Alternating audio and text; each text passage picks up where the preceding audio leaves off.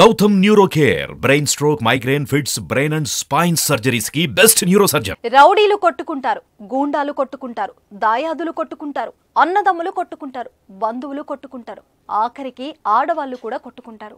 కానీ అత్యంత శాంతియుతంగా ఉండే పూజారులు కొట్టుకోవడం ఎక్కడైనా చూసారా? నిత్యం హోమాలు, శాంతి పూజలు చేస్తూ నిగ్రహంగా ఉండే పూజారుల్లో ఆగ్రహం పెల్లుబెక్కింది. అంతే రెండు వర్గాలుగా విడిపోయి పొట్టున కొట్టుకున్నారు. ఆ పండితుల ఫైటింగ్ వివరాలు ఏంటో ఇప్పుడు చూసేద్దాం. తమిళనాడులోని కాంచీపురం వరదరాజ పెరుమాళ్ల ఆలయంలో ప్రతి ఏటా పార్వెట ఉత్సవం అంగరంగ వైభవంగా జరుగుతుంది. ఈ కార్యక్రమానికి ఇతర రాష్ట్రాల నుంచి కూడా పెద్ద ఎత్తున భక్తులు హాజరవుతారు.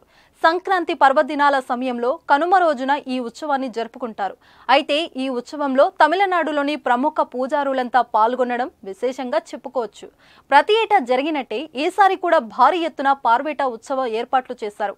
ఇందులో భాగంగా యాత్ర ప్రారంభమయ్యే సందర్భంగా మొదటగా పాట పాడే విషయంలో వివాదం తలెత్తింది. దీంతో పూజారులు రెండు వర్గాలుగా విడిపోయారు. ముందు మేం పాడుతామంటూ పంతాలకు పోయారు. ఏ ఒక్కరు తగ్గలేదు సరికదా సవాలు విసురుతున్నారు. ఒకరికొకరు తోసుకుంటూ ఘర్షణ పడ్డారు. కొందరైతే పిడిగుద్దుల వర్షం కురిపించారు. ఓ పంతులు గారు కింద పడిపోయినా కూడా వదల్లేదు.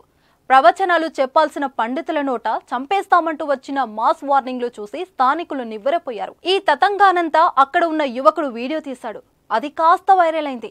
అది చూసిన నెటిజన్లు పండితుల ఫైటింగ్ సూపర్ అంటూ కామెంట్ చేస్తున్నారు.